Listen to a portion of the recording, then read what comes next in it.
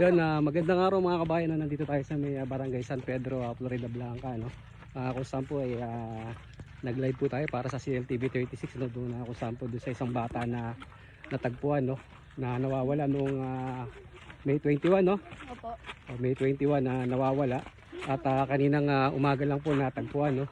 At dito nga sa may dulo ng irrigation na yan, sa may palayan, doon po nakita yung bangkay ng bata.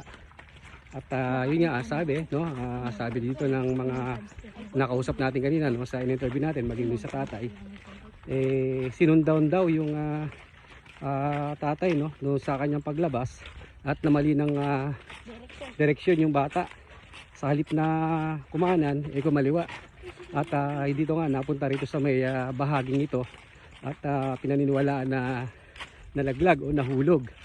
Kaya ganun po yung nangyari, pero sa ngayon po, no, hindi pa naman po sinasara yung kwento, no, dahil hanggang ngayon po ay nasa punerarya yung bata at malamang po sumailalim po sa autopsiya para sa ikapapanatag ng kanilang pamilya, malaman kung ano talaga yung tunay na nangyari dun sa bata, no.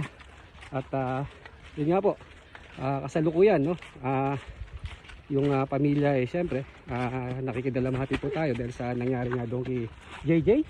Opo. Yun, 2 years old, magti 3 years old, no. So napakabata pa ni JJ. 21 po siya na ano. 21 naman po ako. So yun, sana wala naman pong foul play na naganap at yun nga po, aksidente yung nangyari. So yun po, tabayanan nyo lang po lahat ng kwento at detalye sa CLTV 36. Muli po mga kabayan, ako po ang inyong kabayan, Archie Fernandez Consuelo, mula po dito sa Florida Blanca.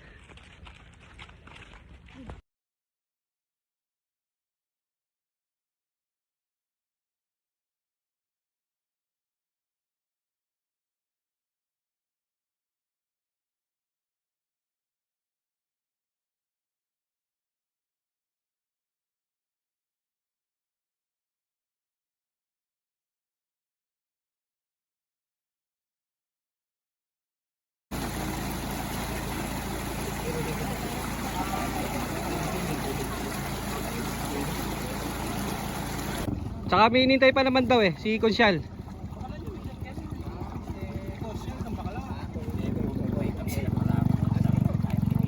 Tsaka mabilis si Agos, oh. Di ba pinanangal to mabilis? Alay, di kasi paparanong muna mga sigan eh. Yung tanong. Ken, papunta itong kay. Ano niya warisiwang ni? Ali, kutang kaya ni Malay. Maragulyan. Tosang yun. Pero nang mawala